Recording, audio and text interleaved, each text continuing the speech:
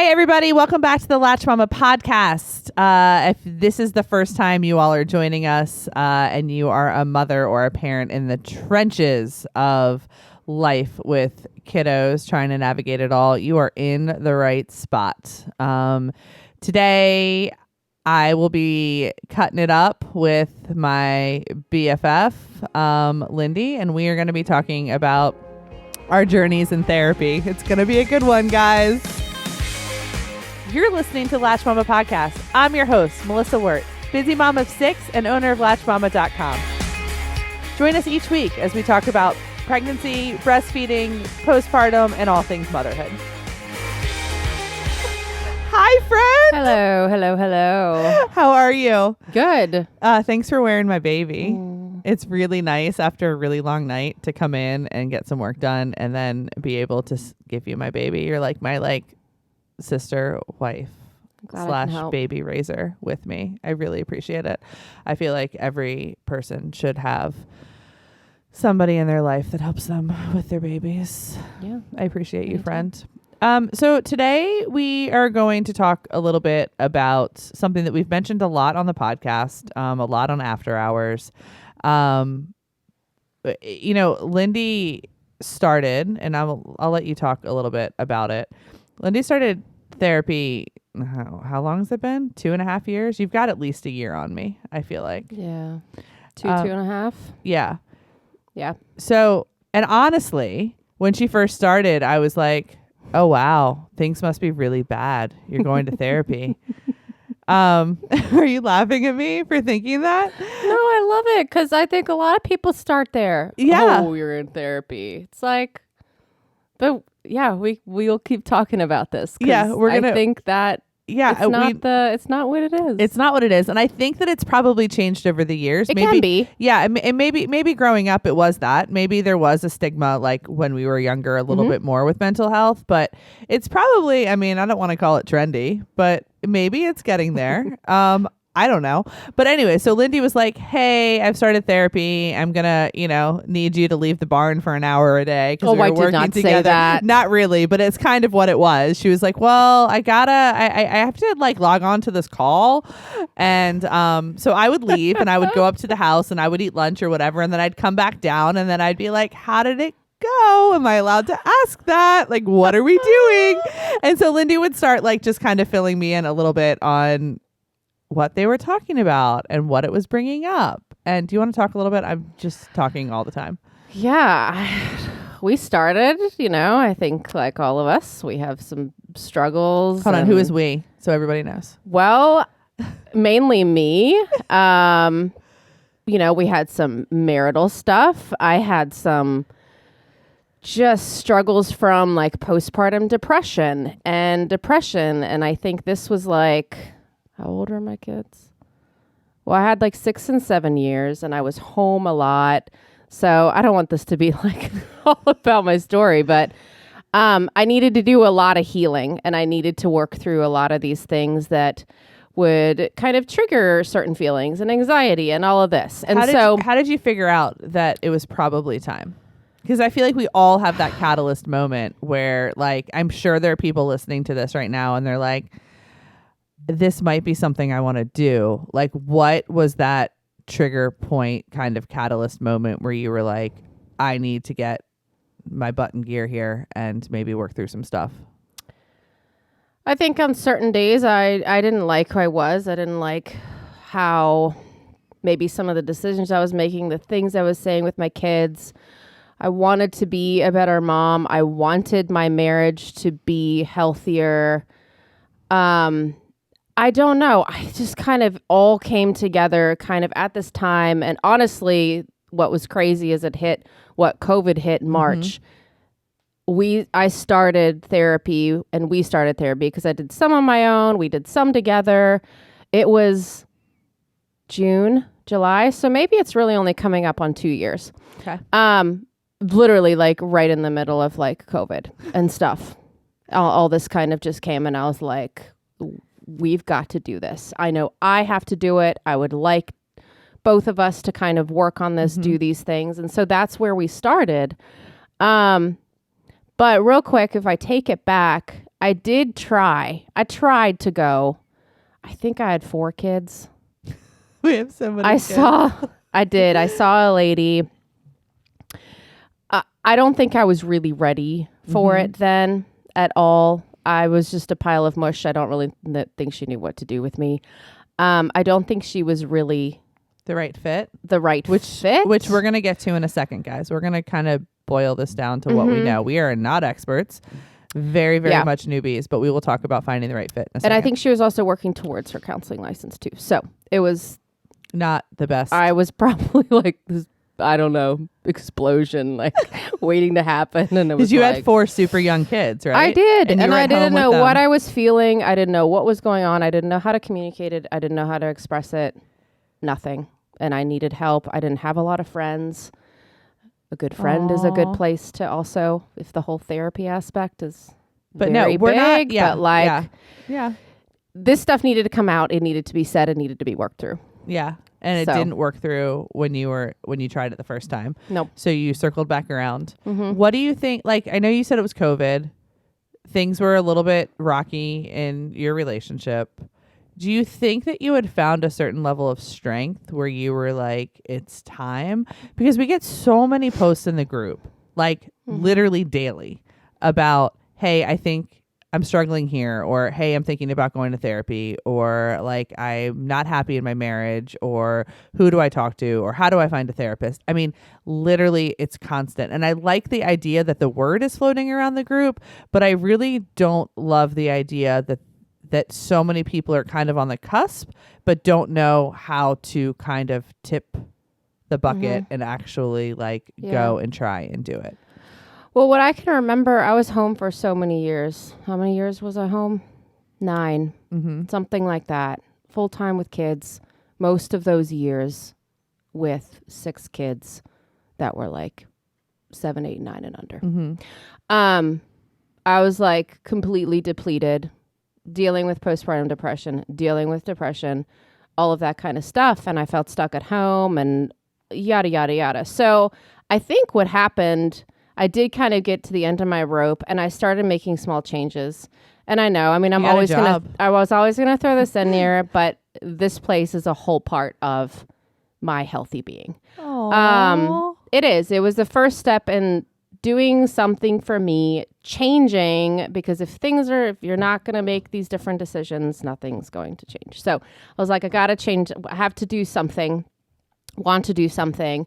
So I did. I started here. And this was like several years before I started therapy. And it was like these small little changes. And I think I started to see who I could become, who I wanted to be, slowly on that path of health for me. And then, some other things hit, and then in came, I felt was like I was building this confidence and working towards this health. And I'm like, no, some of these things that have, happened in my life that I felt my life dealt with, I'm like, I'm at a point where like I don't care. Like, I know I need professional, somebody to talk to, somebody to really work through these things. And that's kind of when the therapy came in. So I don't think I was ready for therapy. When I wanted to like make those changes, I doubt I was ready for therapy. Yeah. Like, it just wasn't the right time. I think it's so true. Like for me personally, I watched Lindi. She was my little, I'll be the guinea pig. Yeah. She was my guinea pig. And I watched, and honestly, like I watched her change, and I don't think change is a bad thing. And it started to become this like much healthier relationship in terms, our friendship was our friendship and had different boundaries because we worked together, and we always will because we do work together. But I started to realize that she was such a healthier person to just interact with on a daily basis. Like all of a sudden, like we would get feedback on a style, or we would just get torn apart on Facebook, and like I'd want to cry. And then Lindi would have this like beautiful like coping technique where like she could separate the two, and she could be like, well, I can see what they're saying there. But I tried and I did my best, and we're going to try again. And I'm like, who is this person? Because it was like this beautiful like manifestation of, I don't know. She just became so much easier to work with and to be kind of part of her life. And I was like, wow, I don't know. Like, is this therapy? Like, is this the pandemic? Is this being one-on-one with her? Like, I really didn't know, but like I watched her and she didn't die. She didn't like shrivel up and like go into some depression because she started working through things from her childhood. She like, I mean, it was great. Like, I mean, there were rough days for sure. Like I'd come back to the barn and she would be kind of a mess, which I think most people can be after therapy sometimes. But for the most part, she was like growing and changing. And I was like, okay, well, she's doing this. Like, I have no excuses because everybody has crap. Everybody does. Like, if she's showing up every week and doing this for herself and her marriage, should I be doing this too? Aww. And then like slowly things started to change. Like, the pandemic hit, we moved to the farm. So all of a sudden things got a little bit quieter. I wasn't coming to work every day and sitting with 30 other people and listening to their stories and kind of being able to be distracted by like my own stuff. Like I feel like when you're constantly kind of taking care of people, you don't really have to worry about your own stuff. Right. But then there was also the weight of the pandemic for me. Like the whole idea of suddenly, not only did I have to keep so many people, including my kids and my employees, physically alive because there was this virus that nobody knew about, but I also somehow had to keep a business alive so their families could eat and sleep. And then I had a miscarriage. And it was just like this, all of these things on top of each other. And I was like, well, at least I got some content. Because, you know, my life revolves around content. So I was like, well, at least I can show up now. And maybe I won't have to talk about my childhood. Maybe I can just talk about all of this stuff that's going on. Yeah, I mean, that's not really how therapy works. But I was like, maybe if I just show up and be like, so I have a business and I have a lot of people I take care of and I just lost a pregnancy. And can we just stay there? Can we just stay in that? And maybe we won't have to talk about the other stuff. Yeah, it doesn't work. I realized after the first appointment that was not going to work at all. But it's been a really, really cool journey. And I think we just wanted to get together today and talk about the fact that like not everybody has a Lindi in their life. So like not everybody has somebody that they can watch go through it and not self-combust during the process. And like, it's cool. Like in my opinion, if you can afford it, yeah. Therapy is like going to the gym. It's like eating healthy. It's like doing something for yourself. Like we were talking about this. A lot of people, you ask them what their goals for the year are and they don't say like, or maybe they'll say, I want to get fit or I want to get active or like, I want to run a marathon. They don't normally say like health in the physical sense. Yeah, absolutely. Yeah. They don't always say, hey, I want to go become a better human being. Like, hey, I want to get healthier so I can have healthier relationships. And I feel like that needs to start being within the context because honestly, big picture, and I'm going to be quiet after this, maybe not because it's my podcast, but bigger picture is like, if we all start getting healthier, the mom space in general is going to be healthier. Yes. And when you start realizing why you think the way you do and you start kind of thinking in a different way, you start to realize how many people also could benefit from somebody helping them with how it's going. So, yeah. I don't know. Yeah, I think what you just said made me think of, and I do think that the physical healing aspect, and we're going to do all the physical healing aspect on this podcast, I'm sure. Maybe not this run, but yes. But if we can replace, I think, a little bit more of that, get my body back, like healthy and whatnot, and more a flip to this mental, emotional health for a postpartum mom, I just think that would be incredible. Yeah. Because you get healthier, leads to healthier conversations, leads to healthier relationships. And that's just what you were saying is kind of what we see in comments on podcasts or comments on posts or things like that. The healthier we can be as moms, like mentally and emotionally and within ourselves. It's not just for our kids. Yeah. It's for healthier conversations. Yeah. And honestly, to be completely like fair about this, like I'm only a year in, but I can tell you like last year, if somebody was like, go to therapy if you have postpartum depression. I'm like, I don't need somebody to tell me I'm a good mom. That would have probably been my answer. Was like, I don't need somebody to build me up. I don't need to sit here and have somebody tell me I'm doing a good job.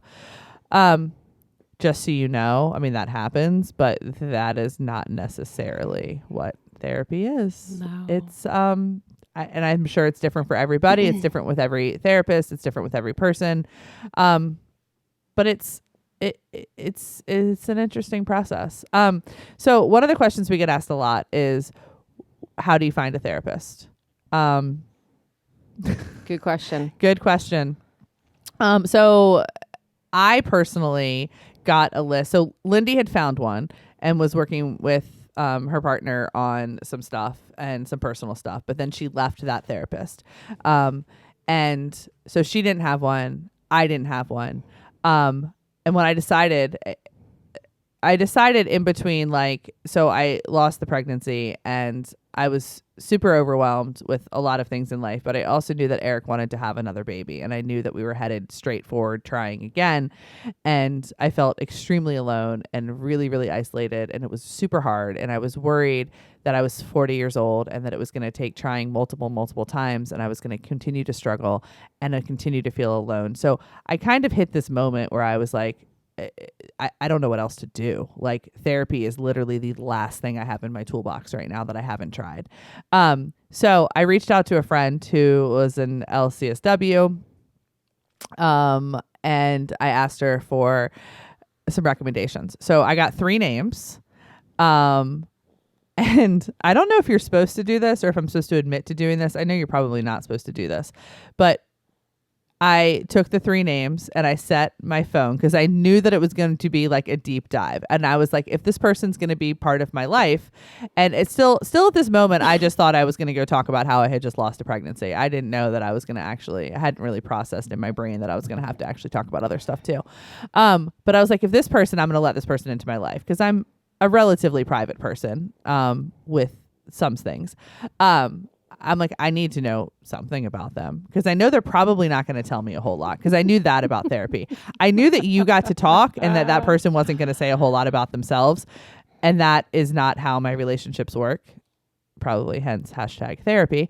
But so I Googled, so I set my phone for 15 minutes and I did a deep dive into the 3 names that she gave me. I learned what I could about the 3 of them. I picked my favorite and then I gave Lindy my sloppy seconds. So I picked my favorite, made sure I was good with her, and then Lindy got my other 2 names. Yeah. And she picked from that list. But just going back to when you said like where to find them, I think that's a really good place to start is those professionals or people that you really trust in life. So maybe it's a really good midwife. Maybe it's a really good OB. Maybe it's a good healthy person, you know. Like, I don't know, even if you're really involved in church, if you're really involved in like, just think of those people, I think, in your life that you could possibly go to ask. And I wouldn't be afraid to go to ask. Yep. But then you can also hop on. I think it's BetterHelp. Yeah. No, BetterHelp's the online one. There's Psychology Today has really good video profiles. It's almost like the Match.com of like healthcare providers or mental health care providers. Yeah. But there are good resources out there. There are super, super good resources. But I like the videos on that because you can kind of see their talking cadence a little bit and like whether it's going to jive with you. Because I have interviewed a lot of people on this podcast, and there have been people on this podcast that I would have not, I don't think, done well. I mean, they're not in their therapy realm when they're in here talking to me, but I just don't know whether I would have meshed with super well. But yeah, I mean, the first step is like being confident enough to ask other people if they have names or if they have places. But I think that that's like the one step where a lot of people get hung up on is the how do I find somebody? And then the biggest piece of advice that I was given time and time again when I was first starting and deciding to embark on this little journey was you don't have to pick the first person you talk to. Right. So I don't think it's always going to feel comfortable for most people. Ever. You're not looking for being comfortable. Yeah. I mean, growth in general is going to be uncomfortable, but I would say by session 2 or 3, if it just doesn't feel right and it's not jiving, not be afraid. I think most therapists would tell you not to be afraid to go try another one. And even I think therapy 101 is to be honest with the person you're talking to. So you're not really stuck then. So if it's not working, my guess is that therapist is going to want to know it's not working, ask you a few questions, and then point you in a better direction of a colleague or somebody who would be a better fit. Yep. I'm going like a little bit outside of my therapy knowledge, but my assumption is that is what they would want to happen. Right. And I think that's also a sign of a really good therapist too. Maybe you're not staying with them, but Wanting I would what's really best. respect to hear that, you know, my time's not wasted and you actually have somebody that you would recommend specializes in what I would need or Yeah. but I think looking to just feel secure and heard in that conversation, it's going to feel uncomfortable. It's going to feel uncomfortable, I think, to for make most sure moms that you, too. yeah, Because I don't think most moms are used to maybe feeling validated or even being able to literally start to unpack all of the things that are in on our plate and all of the things that we're struggling with just on the surface. But then you start getting lower into it.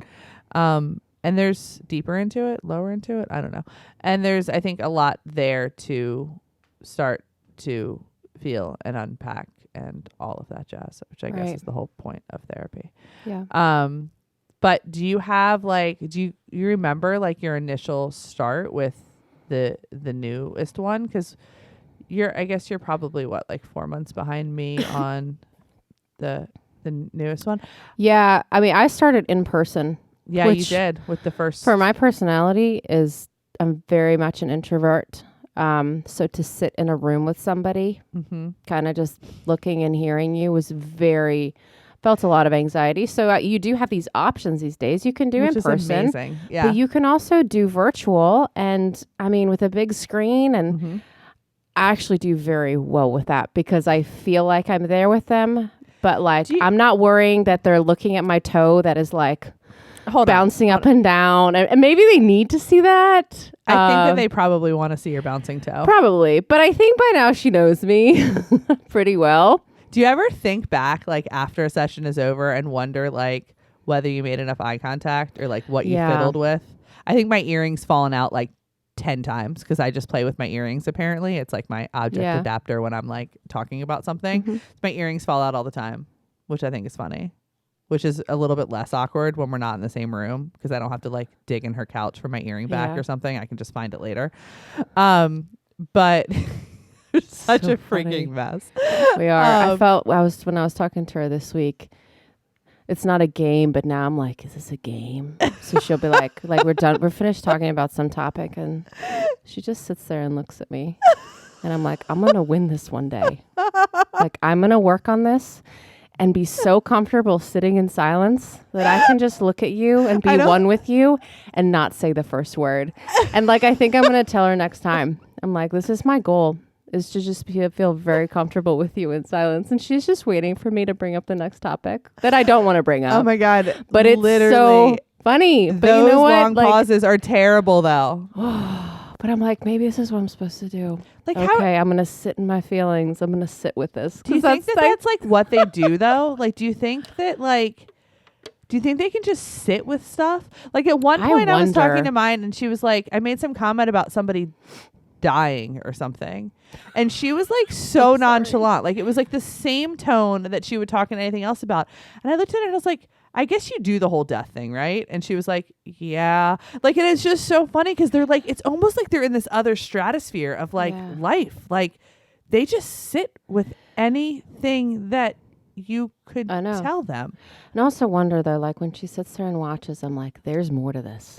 Like, I want to know more to this. Like, are you gauging? Are you like literally remembering just all the things like what my throat's doing right now? And then like whatever topic I bring up, like, do you already know more about it just from watching me than like me saying something? Oh my gosh, it's so funny. It's just, and then we laugh and it's okay, I think the secret is like maybe not to overthink it. Probably not. I don't know. But it's such... Okay, so this is where I struggle with it. Because we're talking about the benefits of therapy. And they definitely outweigh the other side of it. But Lindy has to hear this from me all the time. I don't understand how you're supposed to let this person literally learn everything, share everything with them. You're supposed to be able to be like a completely open book. Okay? You're supposed to grow this like somewhat attachment with them because apparently it doesn't work unless you trust them and there's some sort of like relationship there. Okay. But then at the end, You just say later, and you're not supposed to like bring up all of those abandonment issues like are not supposed to come back. Like there's supposed to be some like magically beautiful like they even call it a freaking termination it's like session. a rent-a-friend. Yeah, it's like a rent-a-friend, but like they call it like a termination like session. I'm like, how on earth are we gonna like get to this place of healing where like there's no abandonment stuff? And honestly, I can see the progress and I get it, but I also think that it's like completely BS, but I don't think it is BS, or therapy wouldn't work and nobody would go to it and everybody would be more broken on the other side. And I'm sure that comes down to person, situation to situation. Maybe some people can chop it off, but got maybe my help and I can leave. No, and maybe that's not, how they keep everybody in business, because then you need another one after you end your relationship with that one. And that's how the little like therapy chain happens and they all stay employed. But then I was listening to this other guy the other day. On what? TikTok? Yes. There's some really good mental health stuff on TikTok and animals and whatever else. Okay. But he was talking about fast growth is okay and it can happen. And I'm sitting here going like, dude, I don't know when I'm going to be like done. Like, I don't know. And then I'm like, okay. So then I start and I'm like, am I not growing? Like, am I not doing what I need? You're totally growing. Then it like goes like down and I'm like, okay, we'll bring that up at the next session. But I do think it will differ from person to person. 100%. And you can keep, if you decide to slowly start moving in, do a check-in and hey, I just want to check in once a month. Like I've worked really hard with you for this long. Yeah. I would love to catch up and really just fill you in on.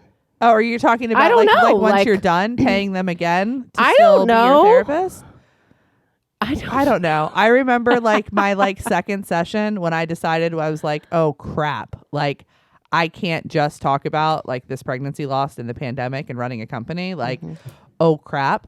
I remember she was like, so this is probably going to be like a long-term thing. And I remember being like, oh, great. because then it like totally sent me down this road of like, hold on. So you're going to be in my life. Like so then I got pregnant. So then she was in my life for a whole pregnancy. Then she was in my life for a postpartum, and now she's still around. But it's like this person becomes like a very integral part of the chapter of whatever life that they're in. And it is such a beautiful thing that they do. I'm laughing, I know, at the whole abandonment thing at the end. But like, are you ever just like so full of gratitude on the other side of it that there are literally people in this world that show up and their only goal in that time is to like be a safe space for you? Like how many people have that in motherhood? Like it's the coolest thing ever. Yeah. And I've come out of some really like hard sessions and then some where I'm like, felt like kind of like a waste of time. What am I missing? And then I come out of ones just very energized with like a new book or a new understanding, like a grasp on something that I was wrestling with and whatnot. And that is a very, very cool feeling.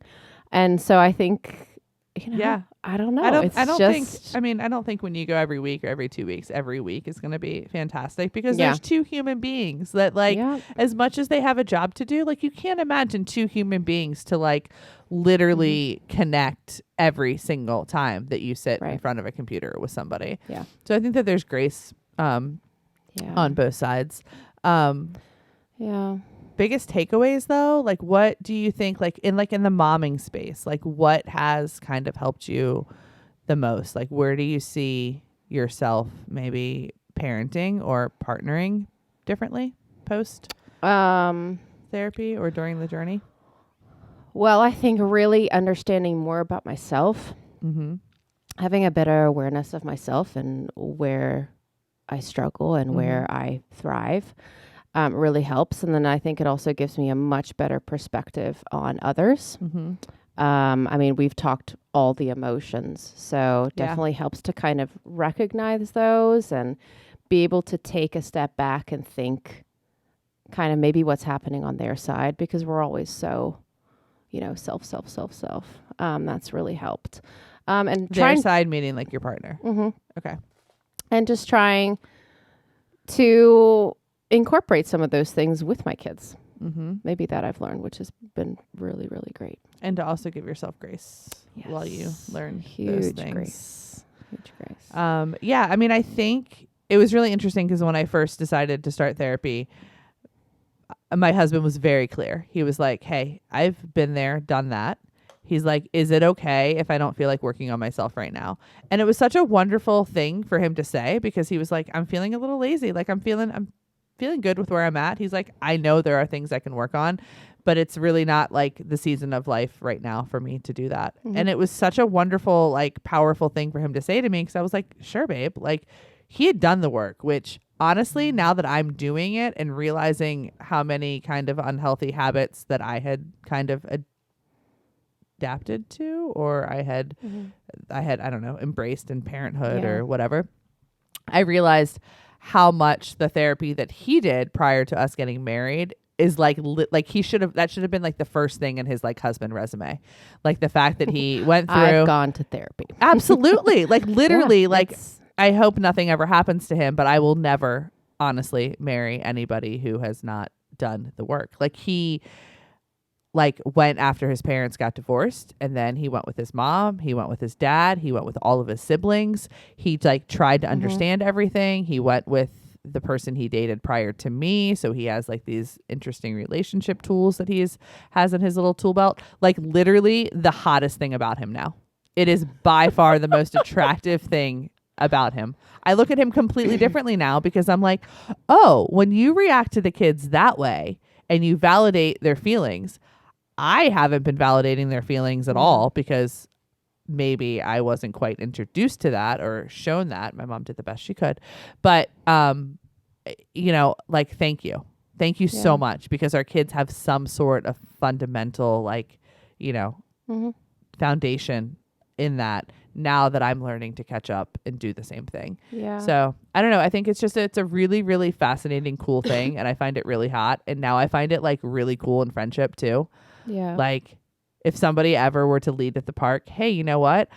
I just spent 2 years in therapy. I would be like, yes, let's be friends. Let's go get coffee. We don't have to talk about therapy, but like most likely they're going to be able to own their shit a whole lot better than people who have not been, which is such a refreshing thing to find in life. Yeah. And I'm sure we'll both say, like, there are some hurdles to getting to therapy. We've talked about the cost. Yep. I wish it was more affordable. So if it really is not an option for somebody, it's 100% okay. I do think there are some really cool things that you can do to help as a mom. I really think the journaling, the writing down, like when you do feel something, whatever feeling it is, whatever emotion it is really nice to get it down, because you can, number one, get it out so it doesn't come out on somebody else. Yeah. And then you can also kind of come back to it. So, you know, if it is a direction you want to take to work on yourself, there are ways. Yeah. But I also want to say, because I was thinking about this driving in today, for how many years I said, no, the gym's my therapy, or I go for a walk and I listen to Taylor Swift and that's my therapy. Guys, that's not therapy. I mean, that might be self-care. That may be helping you. Part of it. And that may extension. That may be one step towards getting to a place where you feel confident or strong enough to start therapy. But at the end of the day, I don't think you can take away the fact that there are professionals out there that know exactly what they're doing. I like to stay on the side of, I don't know what she is doing. Like, I don't know why she's asking the questions. I'm going to let her lead and let her do her little mystical crap thing, because I'm not calling it crap, but like whatever she is doing and whatever question she's asking and why she's asking them, I don't try to overthink it, because I do see the progress and I do see the change, and it's pretty incredible. So like in the past, I would have said like, hey, I go to work. That's my therapy. I find happiness, da, da, da, da, da. No, like they do have skills. They do have training. They do have experience. And it's really, really helpful. And like something that I've found, you know, we talked about like the walks and things like that. And I think it's situational, but I think there can be, and her and I have talked through this, there are things that we see as hobbies, as relaxation, like the gym or walks or reading or whatever, that can actually be the forms of running away from the other things that you don't want to deal with. So I do think those are like some of these things that I have incorporated, whether it is a walk, whether it is finding something for me, a bath or whatever, it's part of my self-care, but I do have to watch. Like when I binge through those like serial killer things, that's another thing. Like, okay, that's fine. And I think being in therapy now, I just want to know people's minds. Yeah. However, I do look back and I'm like, at what was, there's a reason. I feel like there's always this little extra reason of why I literally binged way too much. Yeah. What was I kind of running from and not really wanting to deal with at that time? And it's not always the case. Yeah. It isn't. Yeah. However, Yeah. So I think some of those things can be signs 100%. of finding a better balance. Yeah. So this week I told mine that I had bought a cow, and like What did she say? I 100% like expected the, you know, thankfully, hopefully she knows me well enough in a year for if she had said something like, do you think you bought a cow because you're having a hard time letting go of the fact you're not having any more kids? I would have just kind of laughed at her and been like, stop it. So instead, she kind of met me with like a acknowledgement of it, like, oh, that's cool, you're getting a cow because you're not like, because you know you're not really gonna have any more kids, so now you're gonna have other. So it was like this very like like ding ding ding, Melissa, I know why you're doing that. We don't really have to acknowledge it in this like very like But therapeutic way, but like, oh, I know I know that cow and the chance that cow might be pregnant is like you slowly letting go of the fact that there are no more babies happening in Ortopia. I mean, it was fine, I didn't need to talk about it, but it was, I don't know, it was like this beautiful thing where like they do care, you're paying them. Do you ever struggle with the fact that you're paying her to care?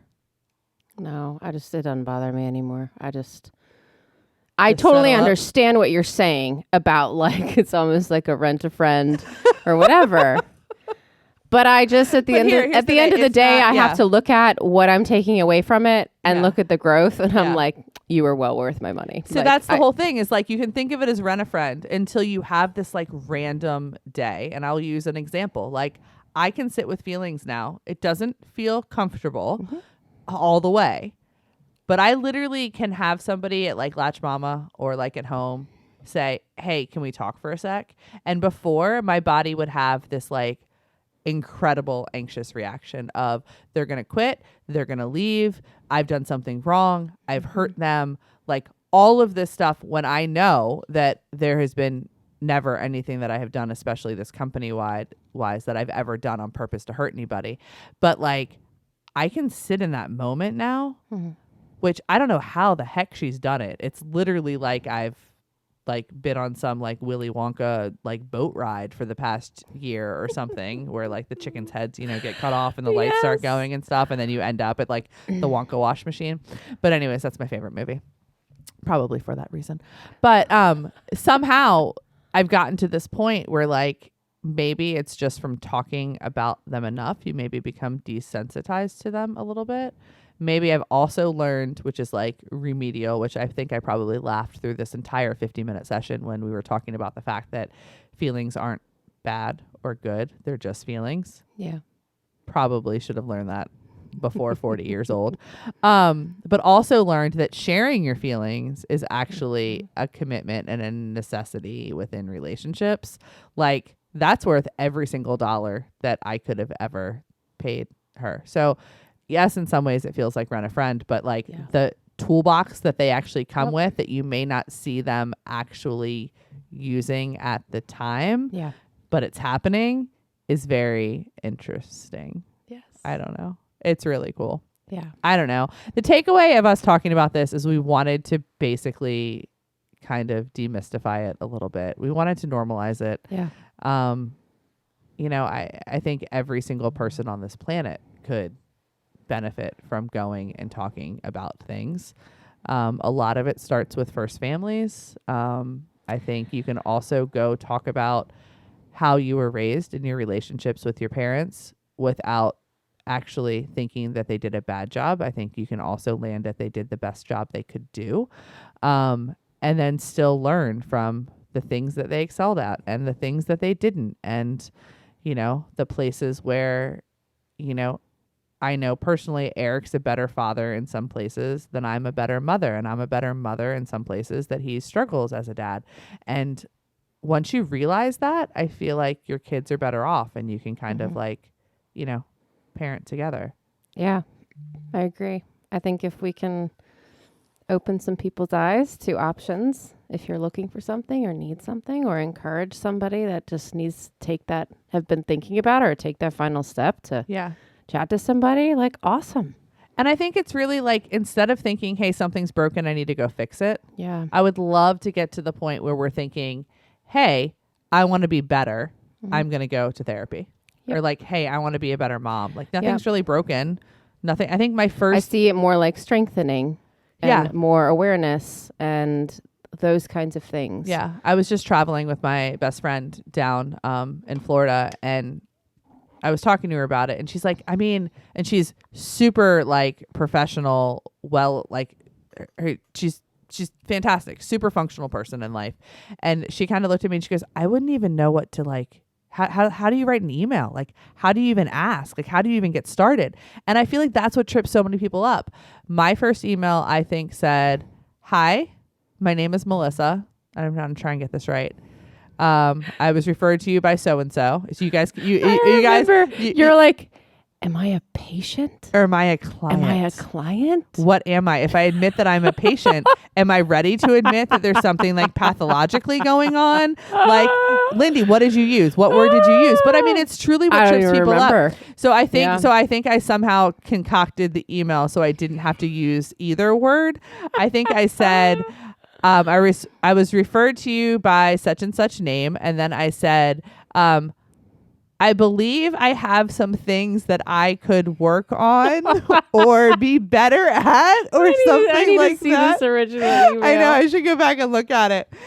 But it got me there. And I think that that's what's most important is like, my guess is like any other profession, they have seen it all. Oh, yeah. It's like OBs have seen 1.5 million vaginas. Like they have seen 1.5 million of those first like reach out, like, am I a client? Am I a patient? What am I supposed to say? Da, da, da, da, da. You're not bringing anything new there. And here's the deal. They know that it's a whole lot more than what is written in that email. Like she knew after that first thing. I was like, so I'm going to have to talk about everything. And she was like, yeah. So, but it's okay. If you have the right one, it's fine, and you get through it, and all of that jazz. So go talk to somebody, guys. It's fun. It's fun to have somebody hold a little mirror up to your life and tell you maybe things that you hadn't realized, connect the dots. And I promise you, it makes you feel like emotional health can make you feel like physically better as well. 100%. Can we talk about how my blood pressure was lower than it's been in any pregnancy? When did you take? During that pregnancy, that little baby right there. Only pregnancy since like literally Nathan. So 5 babies. Yeah. And it was the only aspect that changed was the fact that I went to therapy every week, or that I talked to somebody every week. See, that points right to that stress that's like here and how it physically affects it's like your body keeps the score. There you go. Good book, guys. Check it out. All right, cool. Go find something. Hopefully this pushed somebody over. Go chat. And don't worry about the email. Go to the group. Say, hey, Melissa, what did your email say? And I will give it to you all. And you all can literally just change your name and change how you found out about them and send that if you're stuck on the whole email thing. Because I feel like that's a hard first part. It is. Or a phone call. What did you say? That's terrifying. Do you remember what you said? Yeah, the phone call. I honestly don't even remember. I don't know if I called. I don't know if I emailed. I think you called and left a message. Did I think I call was and there. leave a message? Yeah. But I don't know. Okay. Just reach out if you guys need do it. The little push, because it's awesome and it's going to make you feel good. All right. Yep. Bye, guys.